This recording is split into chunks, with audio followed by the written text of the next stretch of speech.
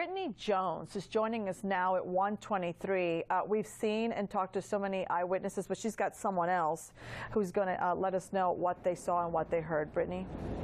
Yes, Beth, out here outside of the hospital. I'm standing here with someone who was actually in the club last night to give us an account for what happened and what's happened to her friends. Her name is Tamara Colon. And Tamara, just first off, just tell us what it is that you witnessed last night. Well, I was in the club. I left about 10 minutes prior before the whole thing started.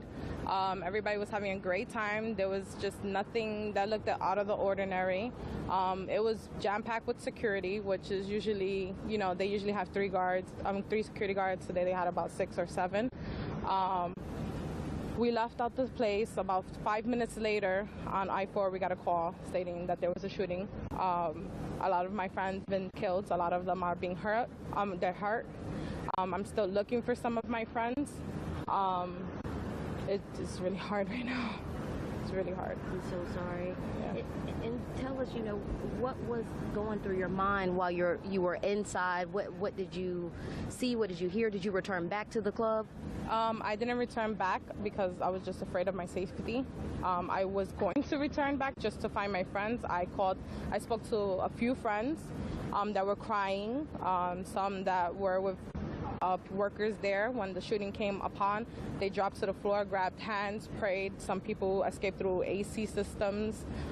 Some people jumped over walls, busted out the back white fence. That's. And you've been inside the hospital here, right? I haven't been in the hospital, but I have a lot of people that's been keeping in contact with me, letting me know what's going on. I found just 2 more people of my friends. They got shot in the hand. I got a friend that shot in the leg, shot in the arm. So, yeah. And the ones that you have confirmed have passed away. Yeah. How close were they to you?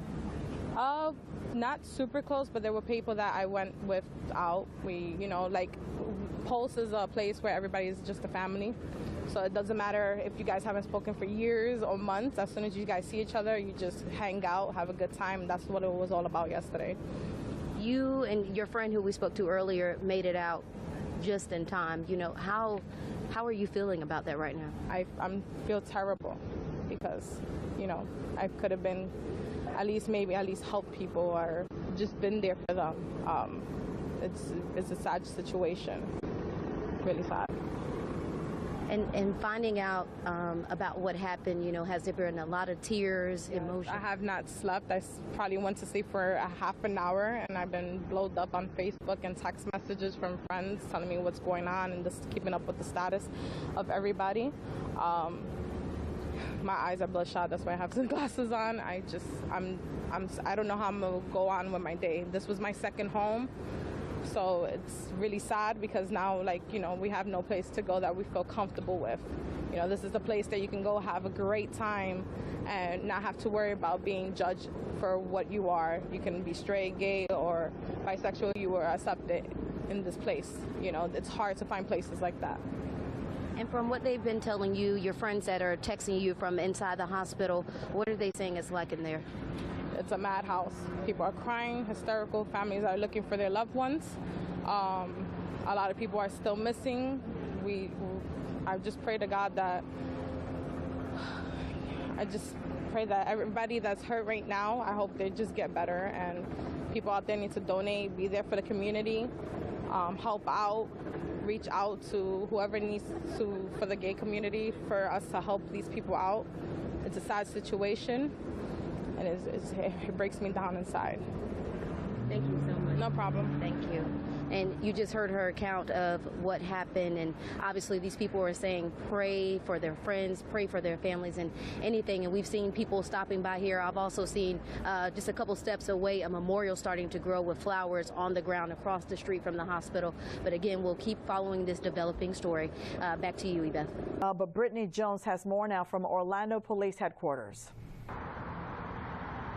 You can see some of the witnesses are still here at the police headquarters downtown. Police have told these people to come down here because they needed to give a statement or tell their account of what happened last night at Pulse. Now, I spoke to the DJ who was playing music at the time that the shooter came inside, and witnesses who even had blood stains on their clothes. There was a guy walking after we left the club, and he had blood all down his side. And he was telling me in Spanish, he was like, they got me, they got me. And then after that, I was holding on to him. He was on this side and I was helping him up. And then I told him I was gonna call police, but then somebody was already there and they started calling police. All of a sudden I heard something that sounded like firecrackers. So I thought maybe somebody was playing a joke and lit off some firecrackers. And then I kind of lowered the music, stopped for a second, then it went again. So then at that point I kind of, hid behind the little DJ booth that I have. And then it started going rap like real fast. Like it was constant, blah, blah, blah, blah, blah, blah. And then at that point I just kind of hid behind the DJ booth, and then more people were running and actually trying to hide behind with me. At that point we just kind of all ran out the back door. Now, we're told that people are expected to come here all throughout the day, and you can stay with us for more information on mynews13.com. Reporting downtown Orlando, Brittany Jones, News 13. Thanks so much, Brittany. Jones is at the hospital now, where family and friends have been waiting inside for answers. Distraught and devastated as the painful memories of the victims began to surface on the most tragic day in American history. Andrew Aleman and his friend, understandably emotional, tells me at least 5 of their friends are gone. They were beautiful people, and they didn't deserve that at all. And I pray that when they go to heaven, that they see everybody that cares for them. Hospitals in the area have been tremendously busy. The Orlando Health Hospital says victims' wounds range from the torso area to arms, legs, hands, and the stomach. Orlando Regional Medical Center went into their mass casualty incident plan to help save lives. They brought in 6 trauma surgeons, including 1 pediatric trauma surgeon. We continue to operate on them. We have found many of them are critically ill as a result of their injuries. And we are in the process of trying to reunite families as we identify the names of these victims. Aleman is thankful some made it out alive. God had his hand over me. And like I said, every day before I leave my house, I ask him for protection and, just to keep me safe from all the harm in the world. And he literally had his hand over me and my best friend last night, and he walked us out of there just on time. Brittany Jones, News 13.